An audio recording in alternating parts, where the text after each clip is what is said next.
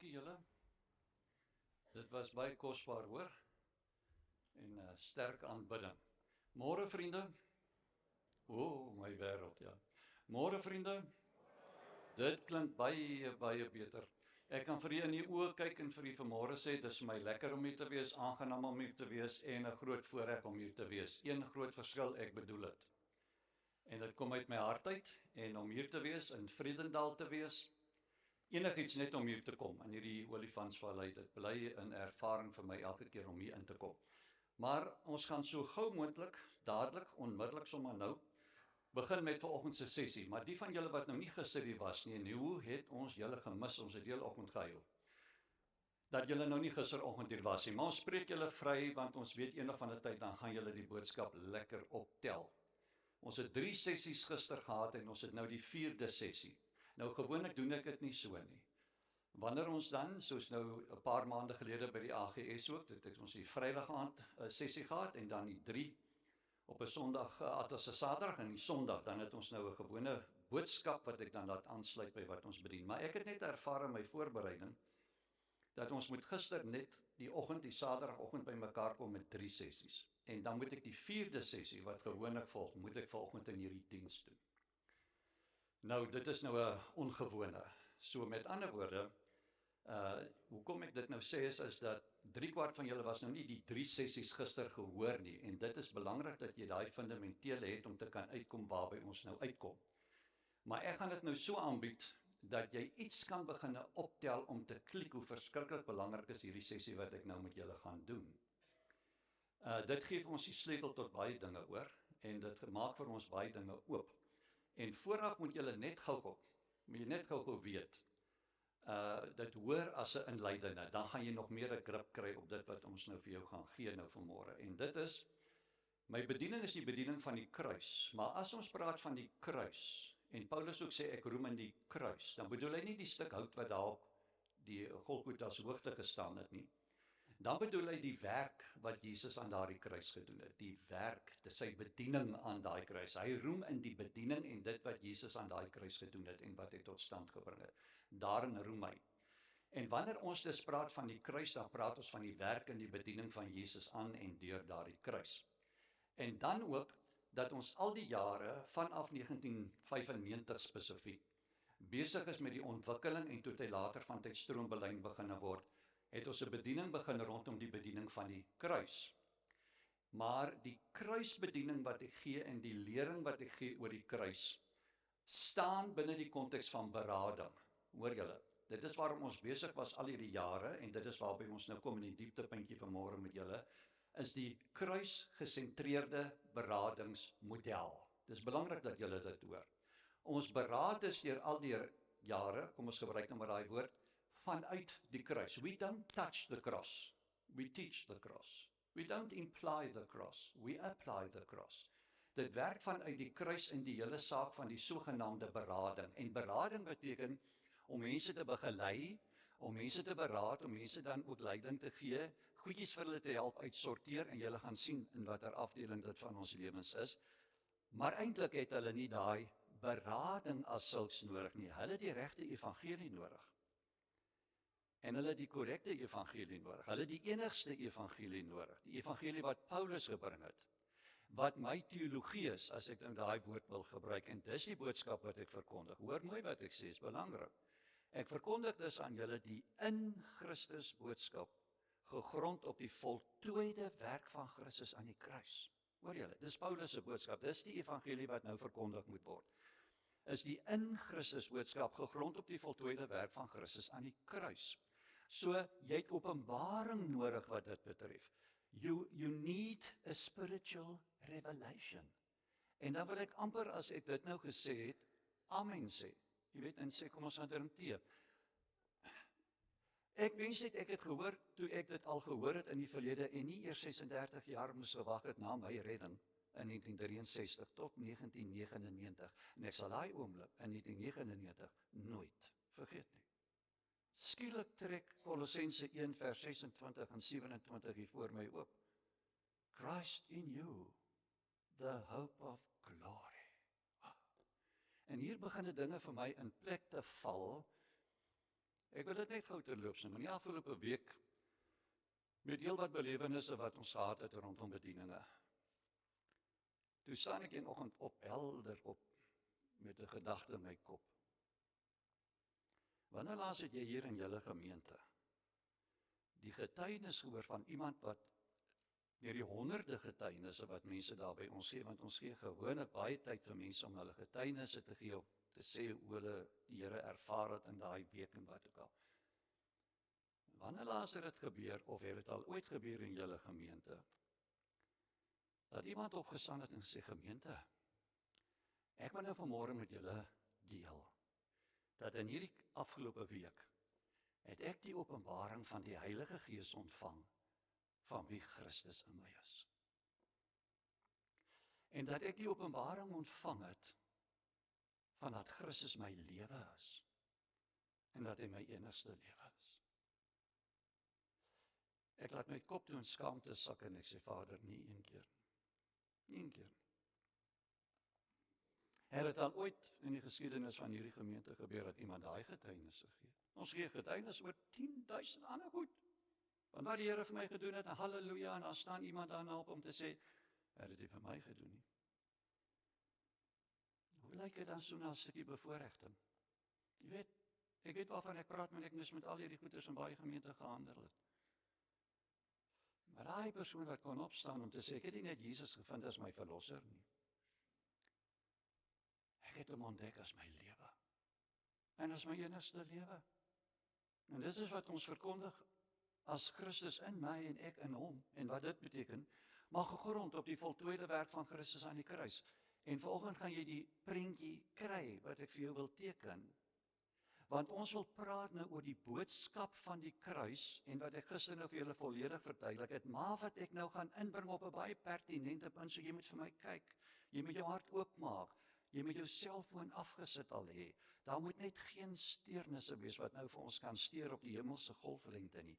Jy moet so losmaak van alles hier rondom jou, asof jy die enigste persoon is wat nou op hierdie oomblik in hierdie gebou sit, om te luister, want Vader God praat met jou. Hy het nie vir Piet gestuur om vir jou te preek nie. En hy het nie vir my 'n preek gegee nie. Hy kom met 'n bediening. En jy is in sy versuur. En ek is ernstig as ek dit sê.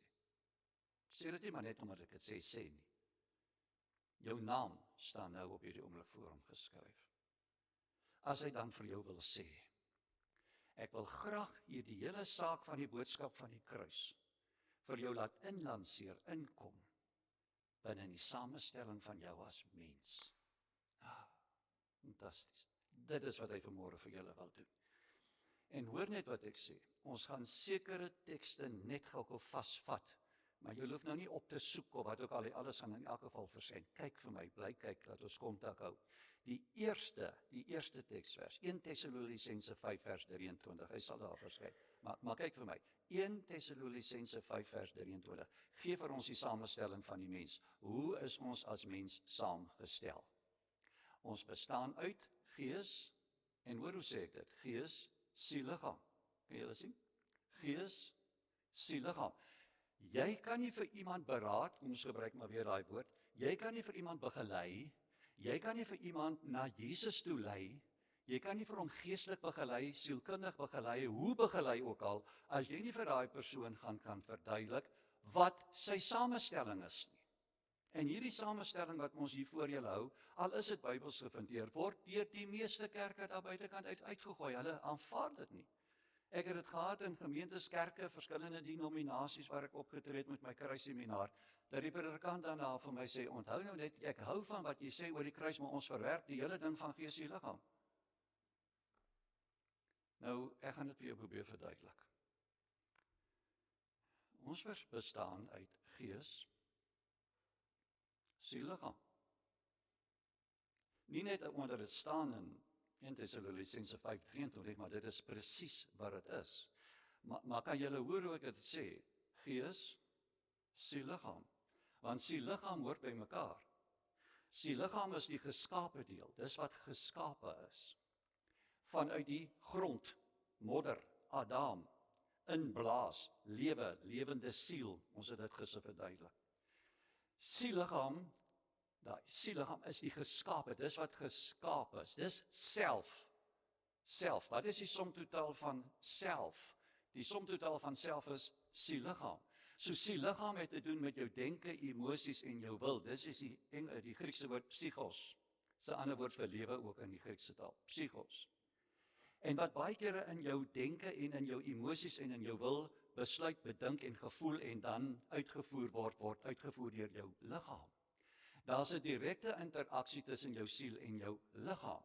Jou liggaam wat weer bios is 'n ander woord vir lewe, word verteenwoordig deur jou sintuie. Maar dit gaan oor tot aksie en dade van dit wat hy van siel ontvang. En dit wat baie kere in jou liggaam verkeerd loop, werk weer terug na jou siel toe en bepaal weer hoe jy dink, voel en dit dan ook ervaar ten opsigte van dit wat in jou liggaam aan die gang is. So daar's 'n direkte aksie, aksie altyd tussen siel, liggaam, hierdie geskape deel. Maar dit is nie net waaruit jy bestaan nie. Daar is ook gees, ruach, pneuma. Daar's gees en daai gees beteken dat God het met die skepping het hy in hierdie geskapene gees geplaas. En daai gees wat nou ingeplaas word, hy word nie ingeskape nie. Hy word ingeplaas in die geskapene. Dat daai gees wat nou die gees van die mens is dus nou 'n geestelike dimensie of 'n godsbewustheid wat hy in die mens ingeplaas het. Dit wat geestelik is van hom, vanuit sy wêreld, het hy ingeplaas in die mens. En die oomblik toe hy dit doen, toe trek hy die mens op na sy vlak, na sy domein, na sy wêreld, sodat hy dit wat geestelik is van hom, kan in gees plaas, en dit dan vanuit gees kan uitdruk deur siel, liggaam. Hoor julle? Wow. Nou maak ek mens 'n verskriklike sprong in die volgende. Die onderskeid wat ons dus nou kry, waar jy Hebreërs 4 vers 12 saamlees met 1 Korintiërs 1 vers 18. Vriende, hoor wat ek sê, jy moet daai twee verse by mekaar lees. Ons gaan dit nie lees nie, daar staan die prentjie. Kyk gou vir my. As ek hierdie twee verse, Hebreërs 4 vers 12, 1 Korintiërs 1 vers 18 by mekaar bring, hoor wat ek sê. En dit is die volgende. Waar die boodskap van die kruis nou verkondig word, nou kry ons die onderskeid tussen gees en siel. Nie voor die tyd nie. Voor die kruis was daar nie 'n onderskeid gewees tussen gees en siel nie. In die Ou Testamentiese tyd het die mense geleef vanuit 'n sielsdimensie. Hulle het alles sielsaria beleef. Hulle siel dors na die Here. Waarom is my siel so onrustig? Nefesh. Dit is alles 'n sielsgerigtheid op God. En sielgees was vir hulle maar een. As hulle praat baie keer van siel, praat hulle sommer van gees ook. Daar was nie 'n onderskeid nie, want hulle is nog in die voorafgaande, hulle is nog in die skadukant. Hulle kyk nog vooruit. Hulle moet nog bedink en beleef waarvan daar gepraat word selfs deur die profete. Maar alles word eintlik beheer deur die wet en dit is 'n hele saak van bediening wat hulle gehad het na die openbaring toe. Maar nou dat die kruis verkondig word, nou dat dit aangebreek het wat Jesus dan vir ons kom doen het, waarvan die Ou Testament getuig het en vooruit gewys het, nou maak ons daai onderskeid tussen gees en siel. En gees en siel wat nou, jy moet daai onderskeiding kry, want hoor wat ek sê, jy moet weet wat in gees gebeur, en jy moet weet wat in siel gebeur. En jy moet daai onderskeid kry. Nie daai twee laat jy mekaar vloei wat dit betref nie, jy moet daai onderskeid kry. Maar nou beteken dit nie, dat gees is nou in die een hoek en siel is in die ander hoek en die twee het niks met mekaar te doen nie. Dis nie wat dit beteken nie. En dit is wat Paulus juis in daai teksvers in Tessalonisense eintlik wil uitbring. Die een staan met die ander een in verhouding. Gees na siel, siel na liggaam, liggaam terug na siel en siel weer terug na gees. Daar's 'n harmonie wat daar moet kom tussen hierdie drie ledigheid van die mens. Tri-unity, 1, 2, 3. 3 in 1, eenheid, drievoudig. As 'n afdruksel van die godheid, van hoe hy funksioneer. Ons. Eenheid, drievoudig. Met ander woorde, daar is 'n harmonie wat moet kom, en as dit die een in botsing kom met die ander, is daar 'n wanbalans. En die groot ding wat Paulus eintlik met daai hele stelling in daai vers wys is, dat die een staan tot die ander een in 'n verhouding. Gees met siel, siel met liggaam. Maar weer liggaam terug na siel en siel weer in harmonie met gees. En as siel in botsing met gees kom, het jy groot probleme. En dan hardloop alles in jou binnewêreld heeltemal deur mekaar. So, dit is 'n verhoudingssaak tussen hierdie drie dele in 'n eenheid, drievoudig. En dan kan julle maar gaan kyk, alles wat Paulus leer, sy wat hy noem my gospel, my evangelie, sy hele teologie, sy hele evangelie, sy hele lering, alles wat hy leer in sy 13 briewe, pas hy alles in, binne in die ruimte en in die skema van gees, siel, liggaam. Jy kan maar gaan kyk. Maar aan die einde van die dag moet ons ook net vir mekaar sê, is dit ook 'n beradingsmodel, om dit voor mense te neer te sit, en te sê, kom ons kry 'n kykie in jou samestelling, en hier val 'n hele ding oop en die gordyn trek oop en mense sê, ek het dit nie geweet nie. Dit maak vir my oneindig sin. En die evangelie vat grond, en die kruisboodskap vat grond binne in die samestelling van die mens.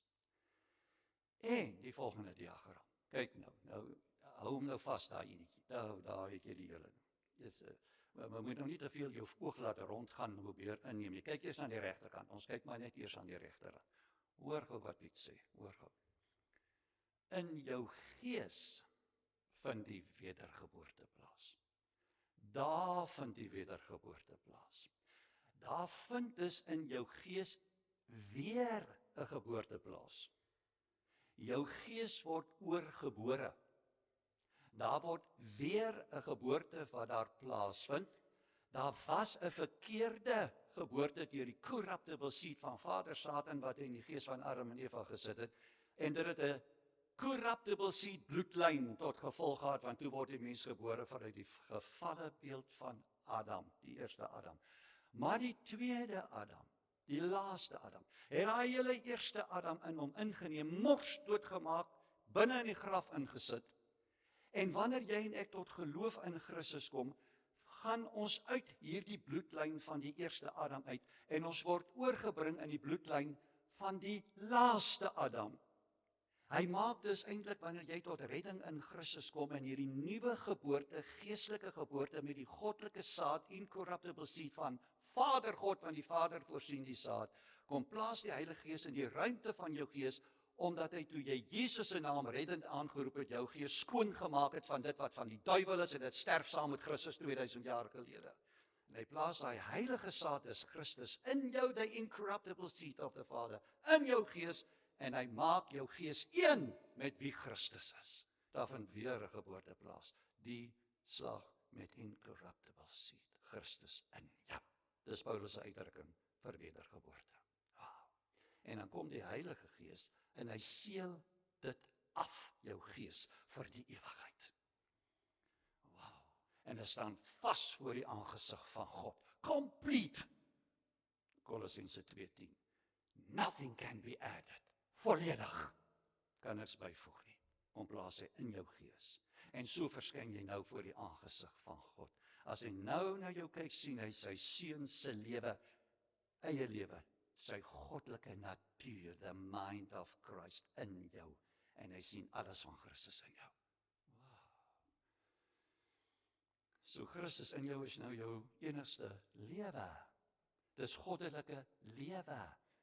Dit is incorruptible seed lewe. Dit is die saad van die Vader ingeplaas in die ruimte van jou gees, en hy maak dus deur die Heilige Gees jou gees een met wie hy is. So hier in jou gees, waar daai nuwe geboorte plaasgevind het met die saad van die Vader in eenheid met jou gees, daar het ons te doen met identiteit. Hoor julle wat ek sê? In jou gees het ons te doen met identiteit. En identiteit het te doen met wie jy is. En Christus in jou is wie jy is. Hoor julle wat ek sê? Christus in jou is wie jy is. 2 Korintiërs 3:18 wat hy praat van die likeness, dis nie image nie, hulle vertaal dit gewoonlik met image, maar daai beeld image, dis eintlik likeness. Daai Griekse woord beteken die karakter. Dis amper duidelik om uit te spreek. Die karakter en die teenwoordigheid van Christus en die lewende God in Christus is binne in jou gees wat hy as die allerheiligste van hierdie tempel afgesonder het as sy inwoningsplek. Habitation. Christ in you. En Christus in jou is nou die beheer. Dis sy being in jou. The mind of Christ in you, one with your spirit. 'n Geestelike eenwording. My gees een met hom. Afgeseël deur die Heilige Gees. Hoor gou wat ek sê. Christus in my.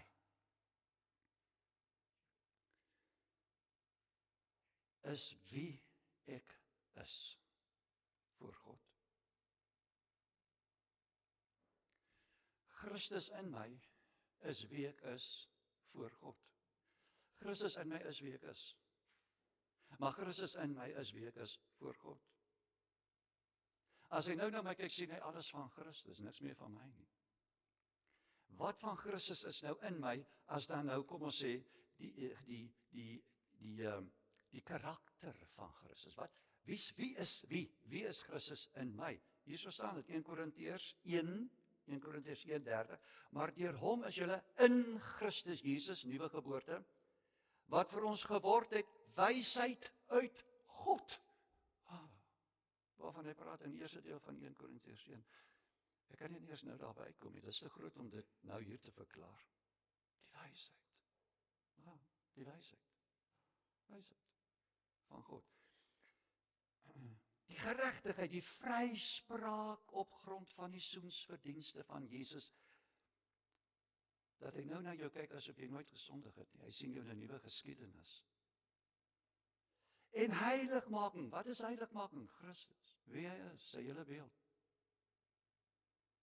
En verlossing, soos hy na jou kyk, sien hy alles van Christus raak, want dis Christus in jou. En die vrug van die gees van Christus is in jou, van liefde tot by selfbeheersing, wat deur die Heilige Gees aan gewerk word. Van liefde, want God is liefde, sy hele karakter. En sy ewigheidslewe vanuit die lewe, incorruptible seed is in jou, een met jou gees, staan voor die aangesig van God, as jou nuwe ek. Christus in jou. Wow. Wat is ons net nie besig om te hoor nie? Kan dit net verstaan deur 'n geestelike openbaring. En dis waarom Petrus sê, 2 Petrus 1:4, hy sê, daarom het ons deelgenote geword van die goddelike natuur. Hoor wat hy sê in die Engels, sê dit korrek, partakers of the divine nature. Die ou nature, die ou sinful nature, die ou sondige natuur, uit die ruimte van my gees. Kragteloos gemaak, mag is gebreek, binne in die graf gesit, toegemaak, dood verklaar. Geen beheer en geen aanspraak meer op jou nie. En omgeruil, ge-exchange, met die nuwe natuur, die goddelike saad, incorruptible Zoe lewe, in jou gees, een met jou gees, voor die aangesig van God. So verskyn jy nou voor hom. You are a partaker of the divine nature. You are not a taker. You're a partaker. Dit is nie imitation van Jesus van Nazareth nie. Dit is identification and participation with Christ, the living Christ, in you as the seed of the Father. Wow. So Christus in jou is wie jy is, Christus in jou is wie jy is voor God. As hy nou jou kyk, sien hy alles van Christus in jou. Dis afgehandel, dis verseeld. Die Heilige Gees het sy werk nou klaar daar gedoen. Die saad geplant, die eenheid bewerkstellig, verseël vir die ewigheid. En daai verseëling vir die ewigheid, die waarborg, is die eerste deposito wat klaar aan jou uitbetaal is deur die inwonende Gees, dat die volheid van daai erfenis aan jou uitbetaal sal word. En die intensie, die voorneme wat God voor die grondlegging van die wêreld gehad het, naamlik om sy eie kinders te behoef, van hulle erfgename te maak en saam met hom te laat heers in sy troonposisie in die hemele, het nou klaar in jou grond gevat as hy na jou kyk, sien hy jou as sy kind uit hom uitgebore, en as sy erfgenaam, mature, volwasse kind, wat betref jou posisie voor hom.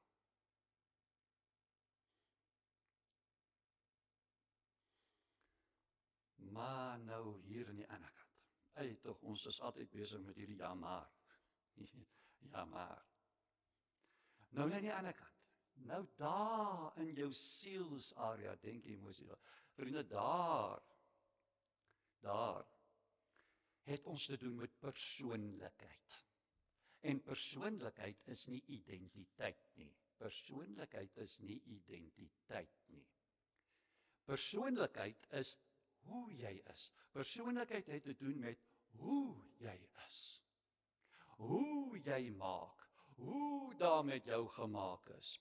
Wat alles met jou gebeur het. Hoe dit met jou gebeur het. Wat mense alles aan jou gedoen het. Ou data wat begin opbou waaruit jy leef en waaruit jy voel en waaruit jy besluit. Die tipe mens wat jy geword het deur al die invloede wat gekom het van buitekant af op jou sielsarea. Gedragspatrone wat gevorm is, en toe het jy 'n sekere tipe mens geword, met 'n tipe van persoon wees, en dit verskil van mekaar. Dis persoonlikheid, dis nie identiteit nie. Dis waar die Heilige Gees werk.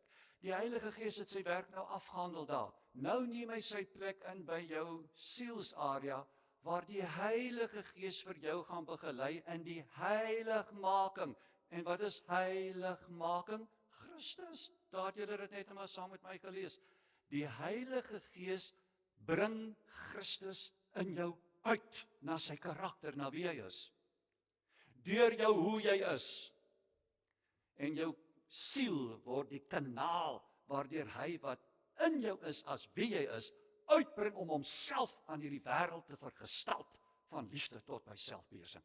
Dis nie al jou pogings wat jy het, wat nou elke keer vir jou probeer om al meer heiliger te leef nie, want dan leef jy jou eie lewe.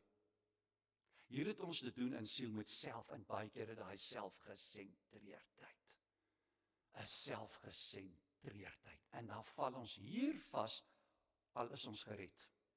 En pak ons sielsarea baie kere op, en kom ons in 'n verskriklike turmoil, oor wat ons dink, voel, besluit, ten opsigte van onsself, want ons het nie die openbaring van wie Christus in ons is nie, en ons klik nie die wonder wat hy gedoen het, deur die kruis nie, want dit word nie vir ons gesê nie. Wow, en skielik gaan jy 'n prentjie oop. So kom ek gee nou vir jou die sleutel, tot die hele saak van die probleme wat mense in hulle sielsarea beleef het. Hoor wat ek sê, hier is die sleutel. Jy kan maar dit gaan vat op elke vlak, ek weet waarvan ek praat, want ek het al daai vlakke ondersoek. En wat is die groot probleem? Hoor nou, van mense. Die meeste mense, nou kom ons sê eers, die meeste Christene wat ons ken, deur al die jare van bediening, die meeste Christene, wat werklik gered is, hulle het 'n getuienis, ek het die Here Jesus aangeneem as my verlosser. Maar hulle gaan voort om te bly leef uit hulle sielsarea, hulle leef nie uit hulle gees nie, want hulle kiel nie eens van die onderskeiding.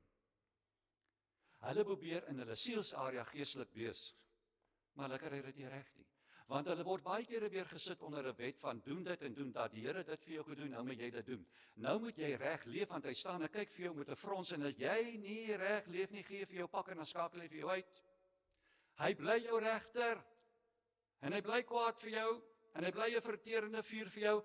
Nooit is dit geopenbaar aan mense. Hy's jou Vader, hy's jou Pa, hy's nie meer jou regter nie.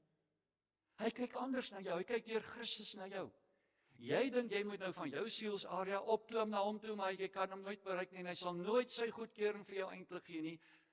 Maar jy probeer maar om geestelik reg te leef, sodat jy dit dan eendag kan maak. Bly voortleef uit hulle sielsarea. Hulle leef nie vanuit hulle gees nie. En wat gebeur nou? En hier sit ons nou met die dieptepunt. Die meeste mense nou daar buitekant leef vanuit hulle emosies, en hulle leef vanuit hulle verkeerde identiteit. En daar het ons die sleutel. Die sleutel van die oopsluit van jou hele sielsarea met al die probleme wat daaruit kan na vore kom, wat in verskillende vlakke deur die sielkunde aan jou voorgehou word en geïdentifiseer word wat jy makeer. In jou sielsarea, diagnosties ten opsigte van siel, kom nooit by die Gees uit nie, want hulle kan nie. Die meeste van julle wat hier sit, leef uit julle emosies en uit 'n verkeerde identiteit. Die meeste mense dis daar buitekant, en baie van julle ook, leef uit verwerping, as die basiese emosie en ervaring, verwerping, rejection.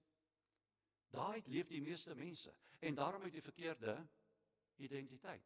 Net 'n voorbeeld, hoeveel keer in die spreekkamer mense na my toe kom en gesê, kyk oom, of dominee of wie ook al, Piet, ek is, kyk hoor, as jy skerp is, gaan jy dit optel, ek is 'n depressieleier. En dan word alles in werking gestel om hierdie persoon se depressie aan te spreek. En depressie is 'n emosie, is 'n ervaring. Dis 'n vrug van die wortel van verwerping. Dis 'n simptoom. Maar alles word in hom ingegaan. Bepil, bespuit, alles, jy weet, beraad en goed. Maar die ervaring van depressie, onder andere, die ervaring van depressie, is nie die actual problem nie. Dit is net die presenting problem, wat nou kan aangebied word om te sê, dis wat ek ervaar. Maar dis nie die actual problem nie. Wat is die actual problem? Ek is. Leef uit 'n verkeerde ek is. Leef uit 'n verkeerde identiteit. Leef uit 'n sub-identiteit. Hoekom? Want ons bedink ons vanuit daai identiteit en maak dit ons identiteit, terwyl dit nie ons identiteit is nie. En dan word ons hele persoonlikheid, of die persoon van wat ons geword het, word nou nog opgedeel in 'n klomp persoonlikhede. En dan word daar vir jou gesê, daar's 4 hoofpersoonlikhede, en almal van ons het ten minste die mengsel van 2 persoonlikhede, soos ons almal skizofrene. Hoor jy? Dit word alles beoordeel vanuit siel. Dis die presenting problem, die ervaring, actual problem. Jy leef uit 'n verkeerde identiteit. Hoor wat ek sê. Jy kan nie 'n emosie losmaak van 'n gedagte nie. En elke gedagte lei tot 'n emosie. En ek gaan nou nie vir jou daai prosesse van chemiese stowwe nou verduidelik. Kom ons los dit. Maar elke gedagte wat jy dink, loop uit en gaan oor in 'n emosie. En elke emosie wat jy beleef, kom van 'n gedagte. En as jy negatief voel, is dit omdat jy negatief dink. En as jy nou negatief dink, en jy voel dus daarom negatief, en jy maak dan 'n wilsbesluit, gaan jy elke keer die verkeerde wilsbesluit maak. Hoor jy? En wat gebeur? Dan maak die hekkie toe tussen siel en gees, en jy hoor geestelik niks. En dit word patrone eintlik dan weer in jou lewe, want jy bedink, voel verkeerd, bedink verkeerd, besluit verkeerd, jy gaan elke keer die verkeerde besluite neem, en jy is in elk geval baie keer meer 'n deel van die tyd besig om vir jouself te lieg, maar jy sny dan die kommunikasie tussen siel en gees af, jy hoor niks geestelik nie. En dit is dan dat mense sê, die Here het my verlaat, hy het jy nog nooit verlaat nie. Maar jy dink so, daarom voel jy so, en houd jy so besluit. En dit word patrone. Totdat jy kom by daai dag wanneer jy vir jouself kan sê, ek stop nou hierdie ding. Ek voel verkeerd omdat ek verkeerd dink. Ek dink nie volgens die waarheid nie, ek dink nie volgens die werklikheid nie, ek dink nie volgens dit wat regtig feite is nie. En omdat ek verkeerd dink, voel ek verkeerd, en dan besluit ek elke keer verkeerd. Ek gaan nou begin reg dink, al voel ek nog nie reg nie. Want jou emosies herstel stadiger as jou denke, en jy moet dit weet. Want daar is weer omgekeerde chemiese stowwe wat nou moet weer in plek kom daar. So jou emosies herstel stadiger as jou denke. So ek gaan reg dink vanuit wie ek is, en my hoe ek is daaraan onderdanig maak. En vanuit daai verhouding gaan ek reg dink en reg praat veral oor myself, en dan gaan my emosies in lyn kom, en dan kan ek werklik nugter besluite maak, want die hekkie maak oop, en jy hoor weer die stem van die Here, wat sy wil met jou wil in lyn bring, Want jy gee jou wil aan hom af, en jy stel dit ondergeskik aan hom. Wow. En jy maak elke gedagte gevange neem aan Christus, en nie aan self nie. Wow. En hier begin 'n herstel inkom, omdat jy reg begin dink. En veral reg dink oor jouself. As ek vir julle so deurkyk, en ek kyk vir julle in die oë, want ek stel belang in julle. Julle is nie vir my objekte nie, julle is my verskriklik belangrike mense. Dan sien ek dit in heelwat van julle se oë. Ek sien dit in julle gesigte. Ek sien iewers erns dofheid. Ek sien doodsheid. So ontevrede met jouself, hoe jy is, hoe jy maak, hoe jy praat, hoe jy lyk. Jy glo die wêreld daar buitekant, glo jouself, jy glo wat mense van jou gesê het, jy glo oor dinge wat met jou gebeur het, en hier sit jy opgepak om so 'n swak selfbeeld te hê. Maar wat is die ware beeld in jou? Christus in jou. So, kom ek maak 'n sprong. Wat is 'n goeie selfbeeld?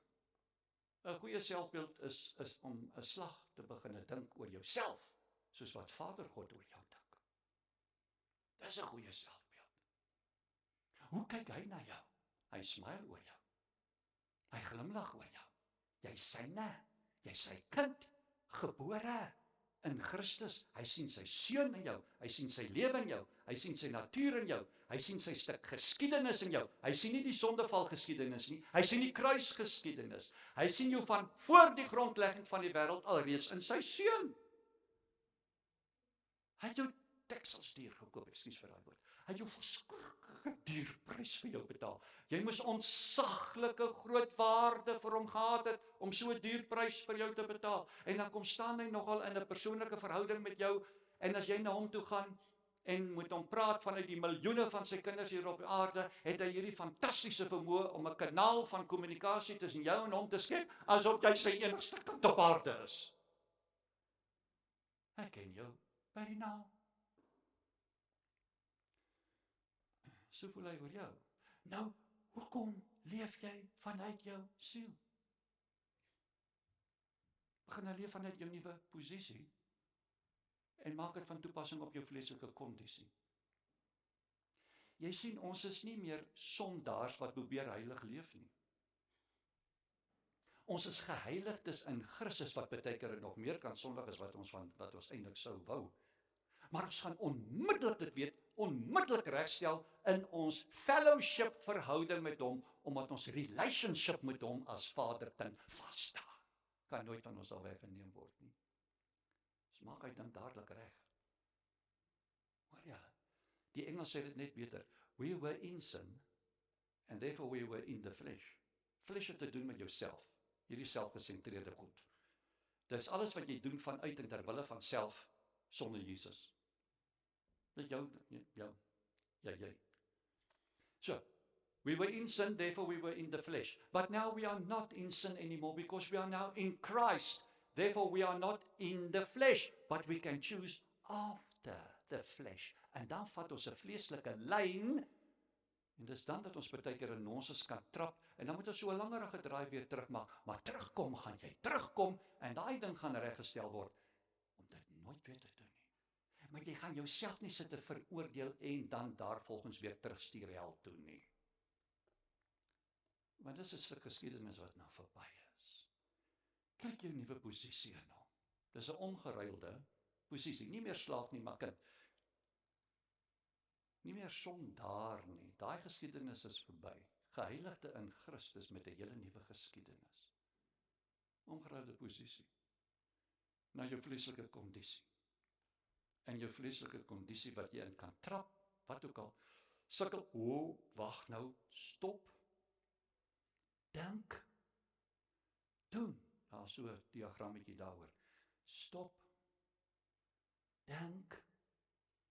Doen. Wow. Ek gaan hier in 'n verkeerde rigting nou, omdat ek verkeerd dink, daarom moet ek dit stop.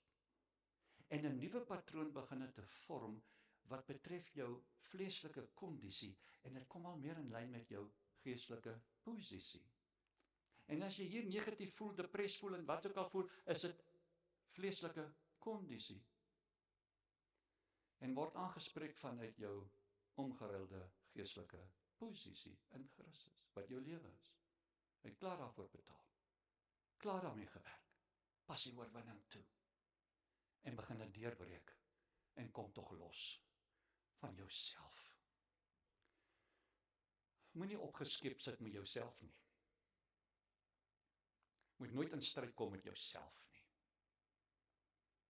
Moenie vies raak en kwaad raak vir jouself nie. Jy dink verkeerd. Jy voel verkeerd. En dan gaan jy verkeerd besluit. Maar sien jouself in Christus vanuit jou posisie. En gaan asseblief almal van julle, na vanoggend, wanneer julle by die huis kom, elkeen individueel, na die badkamer, na jou kamer, of wat ook al waar daar 'n spieël is. En dan gaan kyk jy 'n slag in daai spieël. En dan sê jy vir jouself, luister, jy is Piet Christus. En nooit weer sal ek leef uit selfgesentreerde Piet nie, want hy is dood. Hy bestaan nie meer nie. En wat hier voor my is 'n liggaam, is 'n houer, waarin Christus woon, as my nuwe lewe, en Vader God my Vader is, en die Heilige Gees werk as 'n tempel, en hierdie liggaam gaan hom uitstraal, want ek is 'n Christus bevatter. I'm a Christ container. En hierdie liggaam, vroulik, manlik, maak dit nie saak nie, gaan nou 'n container wees, wat baie kere gebroke is, maar deurskyn van hom wat in my is, in my lewe is. Ek gaan nooit ooit weer terugkyk nie. En as jy weet, daar is sekere dinge wat Vader op hierdie oomblik vir jou uitwys, wat sal moet aandag kry, dit is nou in oorwinning. Dit is nie in swaarmoedigheid nie. Gaan tackle daai goeders. Sit by hom daaroor, en praat met hom daaroor. En sort dit uit met hom, want hy verstaan jou beter as jy dink. En as jy nou eintlik dit so kan stel, hier staan ek nou in gees, dan kyk ek na siel, dan sê ek vir siel, jy is nie my ware jy nie. En dan kom staan ek by siel, en dan kyk ek na gees en sê, da's my ware jy. En jy sal jou aan hom onderwerp, want hy gaan homself deur hierdie een vergestalte in hierdie wêreld. Maak nie saak wat met my gebeur. Ja.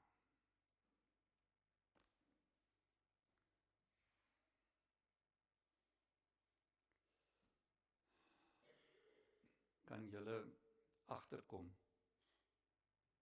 dat ons is nog nie lekker uitgepraat nie. Maar gaan dit nou eers hier vir julle los.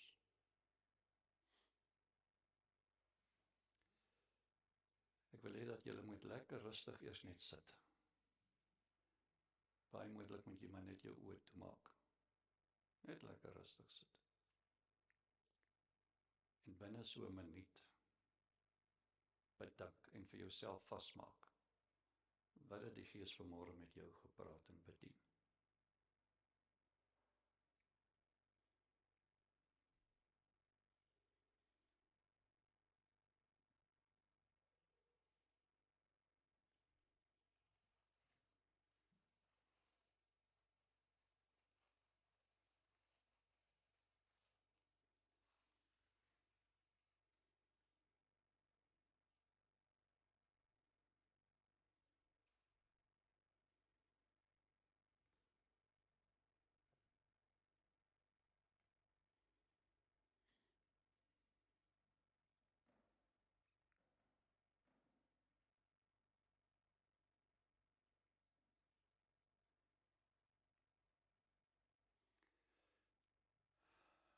Ek glo dat almal van julle die vrug van die wynstok daar by julle en ook die brood, né? Ek dink dit is mos vir julle gegee voor die tyd, né? Het almal van julle dit. So vat net jou stukkie brood, hou dit net eers vas.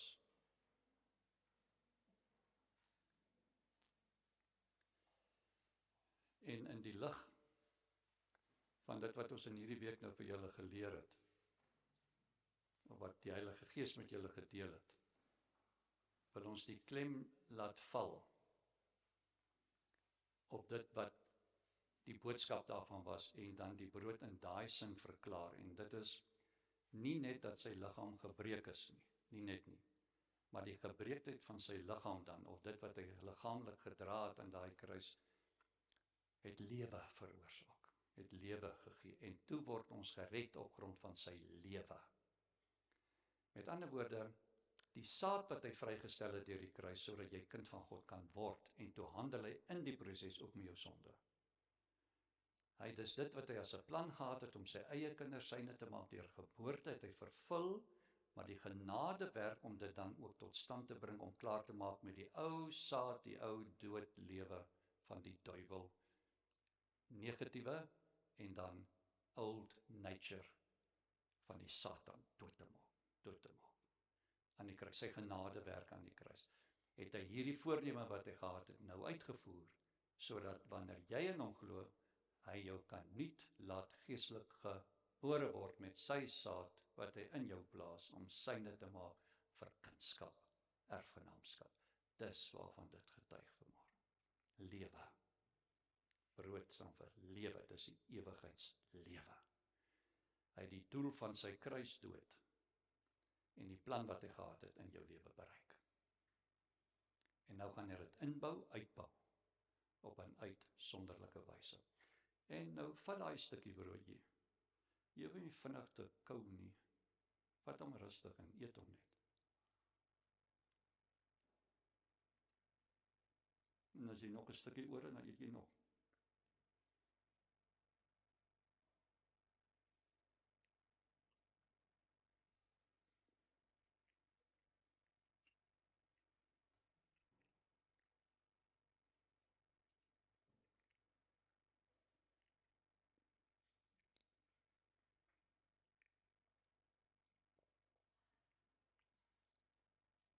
Jy proe dit, jy smaak dit, dit gaan in jou in, jy is deel van hom, been van sy been, vlees van sy vlees. You are from Christ stock.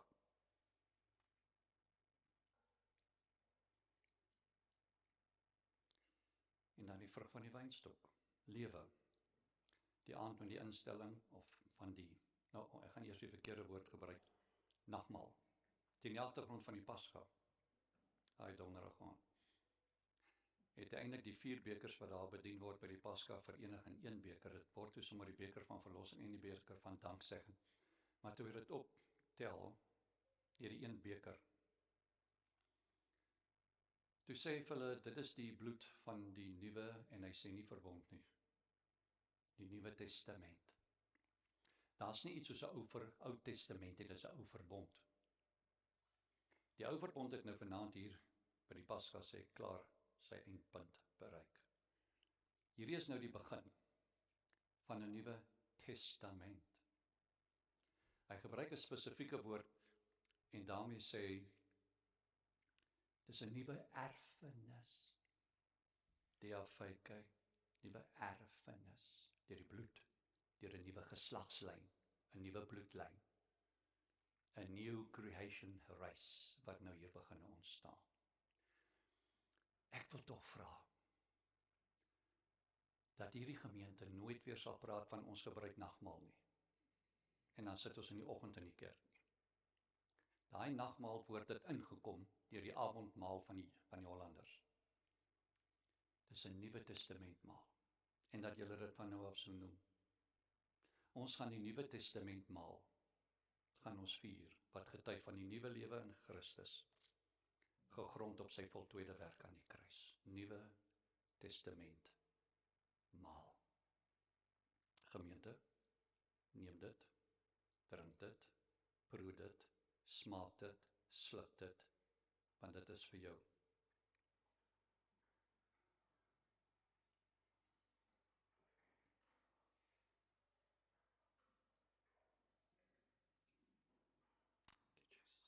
Dankie Vader, vir die Nuwe Testament maal.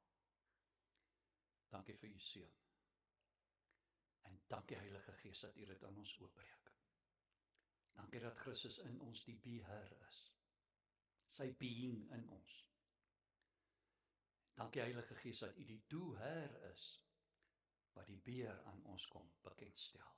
En u vertroos, en u begelei, U is ons leermeester. U neem alles wat aan Christus behoort en kom openbaar dit aan ons. Wow, dankie daarvoor. Dankie. Dankie dat U ons nie gered het om te doen nie, maar om te be, so that you can do through us. Dankie dat dit nie gaan om ons werke vir U nie, maar U werke deur ons. In die vergestalting van Christus aan hierdie wêreld. Hulle moet U ervaar in ons, nie vir ons nie. Laat U seën ryklik op hierdie mense nou daal, en aan U al die lof en eer gegee word, en dat U naam sal verheerlik word, in die dae wat kom. En dat dit die beginpunt sal wees van iets baie dieps, wat U aan hierdie gemeente openbaar, en met hulle 'n baie spesifieke pad loop, ook in hierdie omgewing waar hulle bly. Dankie vir wat U nou vir hulle gaan doen, en baie dankie vir dit wat U reeds besig is om te